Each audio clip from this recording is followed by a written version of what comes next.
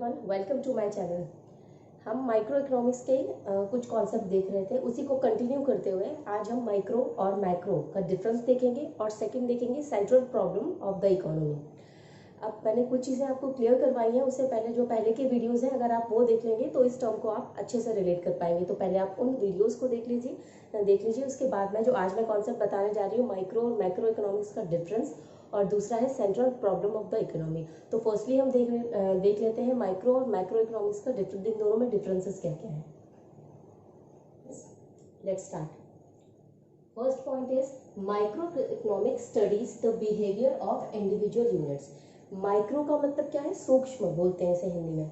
जब हम individual study करते हैं, मतलब कि ये जब किसी वन पर्सन की डिमांड, वन पर्सन की सप्लाई की बात कर रहे हो हम, तो इंडिविजुअल ही हुआ ना, किसी एक की डिमांड और एक की सप्लाई। तो यहाँ पर हम बात कर रहे होते हैं माइक्रो इकोनॉमिक्स में इंडिविजुअल पर्सपेक्टिव की, और मैक्रो इकोनॉमिक्स में हम बात करते हैं total demand of every person, मतलब जितने भी इकोनॉमी में लोग रहते हैं उस पर्टिकुलर गुड के लिए, या फिर जितने भी गुड्स और सर्विसेज हैं उन सबके लिए क्या डिमांड है। ठीक है, तो ये मैक्रो इकोनॉमिक्स में बात करते हैं एग्रीगेट डिमांड और एग्रीगेट सप्लाई की, मतलब टोटल डिमांड और टोटल सप्लाई, इसलिए इसको मैक्रो बोला गया। उसको क्या बोलते हैं? हम व्यापक बोलते हैं। ठीक है, सेकंड है हमारा डिमांड और सप्लाई। अब हम इंडिविजुअल डिमांड और इंडिविजुअल सप्लाई की बात करते हैं यहाँ पर, जबकि मैक्रो इकोनॉमिक्स में हम बात करते हैं एग्रीगेट डिमांड और एग्रीगेट सप्लाई। एग्रीगेट का मतलब आप टोटल से लगा सकते हो, total demand of all goods and services. ठीक है, total supply of all goods and services. Third point है it involves limited degree of aggregation. अब इस पॉइंट को थोड़ा सा ध्यान से आप समझ लीजिए।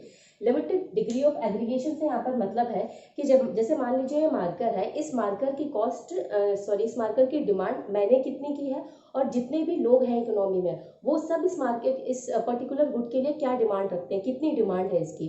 तो एक चीज़ का प्रोडक्शन के लिए बाकी लोगों की क्या डिमांड है, तो ये मार्केट डिमांड हुई। यहाँ मार्केट डिमांड और एग्रीगेट डिमांड में डिफरेंस है। मार्केट डिमांड का मतलब होता है कि किसी भी एक चीज के लिए, कमोडिटी के लिए सब लोगों की डिमांड क्या है।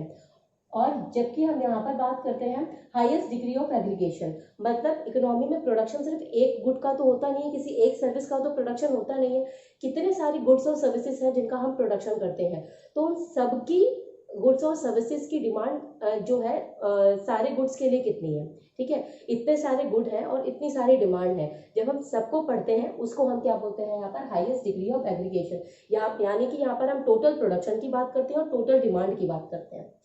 थर्ड है all macro variables assumes to be constant. अब क्या लिखा है यहाँ पर? मैक्रो वेरिएबल्स, मतलब ये, क्योंकि हम बात यहाँ पर माइक्रो इकोनॉमिक्स की कर रहे होते हैं, तो उस टाइम पर हम मैक्रो इकोनॉमिक्स के जितने भी वेरिएबल्स होते हैं, मतलब जो इफेक्ट डाल सकते हैं, उनको हम, जो वेरिएबल्स इफेक्ट डालते हैं उनको हम कांस्टेंट मान लेते हैं। अब वो कौन से होते हैं जो कर सकते हैं? जैसे कि कंजप्शन है, सेविंग है। ठीक है, मैं लिख देती हूँ शॉर्ट में, कंजप्शन है, सेविंग है, ठीक है, नेशनल इनकम है, ये सब क्या है? ये सब भी इफेक्ट डालते हैं। लेकिन हम जब माइक्रो इकोनॉमिक्स की बात करते हैं तो उस टाइम पर ये मैक्रो इकोनॉमिक्स के वेरिएबल्स है, उनको हम कांस्टेंट मान के चलते हैं, मतलब कि ये इस टाइम पर कोई इनमें चेंजेस नहीं हो रहे हैं।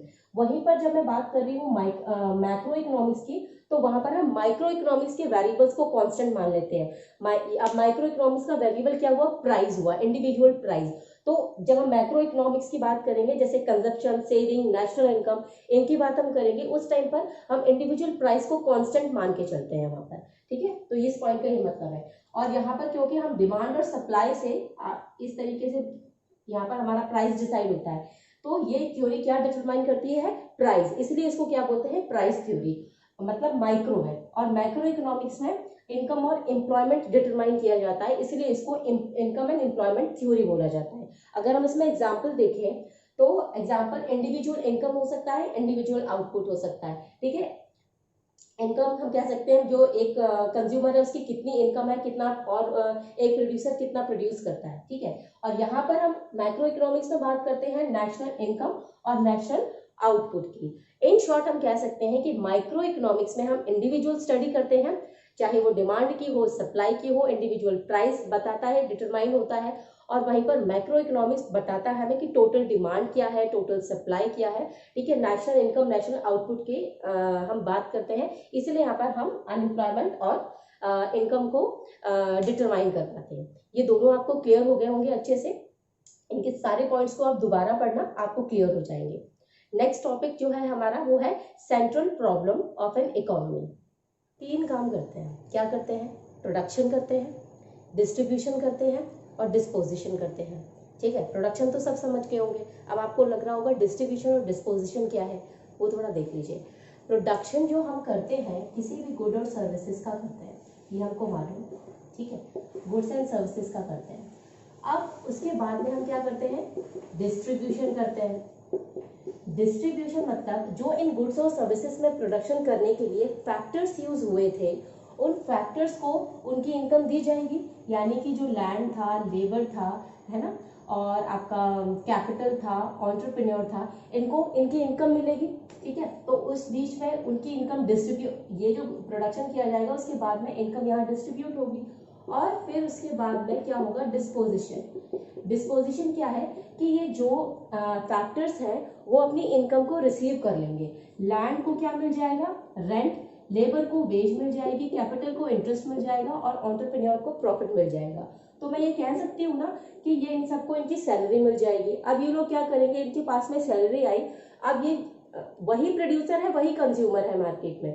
ठीक है, अगर मान लो मैं किसी गुटखा मार्केट का प्रोडक्शन कर रही हूँ तो मुझे खाने के लिए अनाज तो चाहिए, व्हीट चाहिए ना, तो मैं किसी टाइम पर कंज्यूमर भी रहूंगी, किसी टाइम पर मैं प्रोड्यूसर भी रहूंगी। अभी मैं टीच कर रही हूँ तो मैं क्या कर रही हूँ? मैं प्रोड्यूसर हूँ, मैं सर्विस प्रोवाइड कर रही हूँ आपको। ठीक है, और जब मैं खुद पढ़ूंगी तो मैं क्या हो जाऊंगी? यहाँ पर मैं कंज्यूमर हो जाऊंगी। तो एक टाइम पर एक बंदा प्रोड्यूसर भी हो सकता है, वही दूसरे टाइम पर वो कंज्यूमर भी हो सकता है। तो ये सैलरी उसको मिली। अब इस सैलरी को वो उन्हीं गुड्स और सर्विसेज जो प्रोड्यूस किए गए थे डिफरेंट डिफरेंट प्रोड्यूसर्स के द्वारा, उनको वो क्या करेगा? कंज्यूम करेगा। अब ये अपने पैसे को यहाँ पर खर्च करेगा। तो इस तरीके से पूरी इकोनॉमिक एक्टिविटी होती रहती है। बट ये इकोनॉमिक एक्टिविटी जो प्रोडक्शन हमने करना है, उस प्रोडक्शन के लिए प्रॉब्लम ये आती है क्योंकि हमारे पास वांट्स तो अनलिमिटेड है, खत्म ही नहीं होती है, लेकिन रिसोर्सेज है वो लिमिटेड है। कैसे है? स्केयर है। यहाँ पर स्केयर रिसोर्सेज को माइंड में आप बैठा लीजिए क्योंकि ये वर्ड इकोनॉमिक्स में इतना इंपॉर्टेंट है। मान लीजिए इसका जो नीड इकोनॉमिक्स की रखती है वो स्केर्सिटी ऑफ रिसोर्सेज पे ही रखती है। ठीक है, क्योंकि इकोनॉमी का मतलब ही है कि हमारी जो वांट्स है हमको इस हिसाब से उसे मैनेज करना है कि हमारी जो वांट्स है वो फुलफिल हो पाए। ठीक है, पूरी नहीं हो पाएंगी लेकिन हमारा सेटिस्फेक्शन वहां पर हो जहां पर भी हम कंप्लीट इसको कर रहे हैं। तो यहाँ पर प्रॉब्लम आती है एक प्रोड्यूसर के साथ में कि वो प्रोड्यूस करे क्या। और चलो मान ले वो प्रोड्यूस कर ले तो वो कैसे प्रोड्यूस करे, प्रोडक्शन करे कैसे, और मान लो चलो वो प्रोडक्शन कर ले तो उसके बाद में वो किसके लिए प्रोडक्शन करे। तो 3 प्रॉब्लम यहाँ पर अराइज होती है। कौन सी?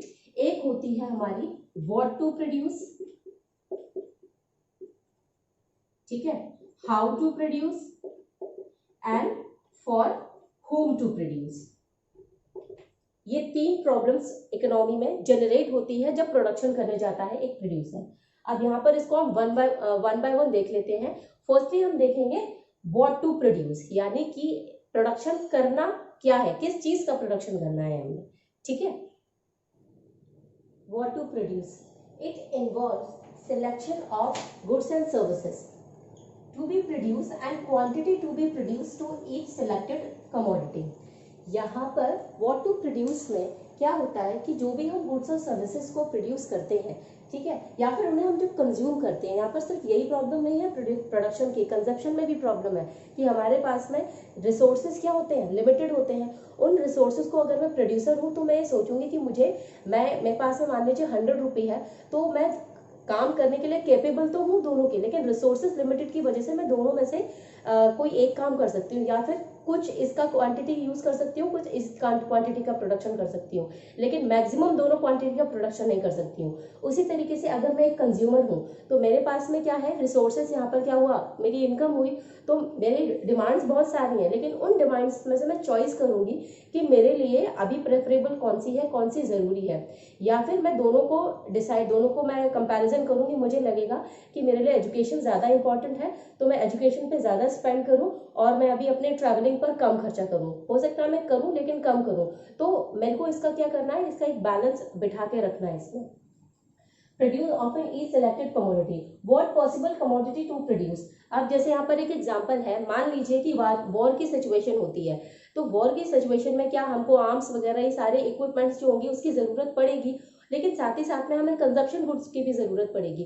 तो एक प्रोड्यूसर जो होगा, जब वॉर होगी तो वो क्या करेगा कि जो वॉर के लिए जो भी हमको चाहिए होते हैं औजार वगैरह, उनके प्रोडक्शन को वो बढ़ाएगा। लेकिन ऐसा नहीं होगा कि कंजप्शन गुड को वो खत्म कर देगा, प्रोडक्शन करना ही बंद कर देगा।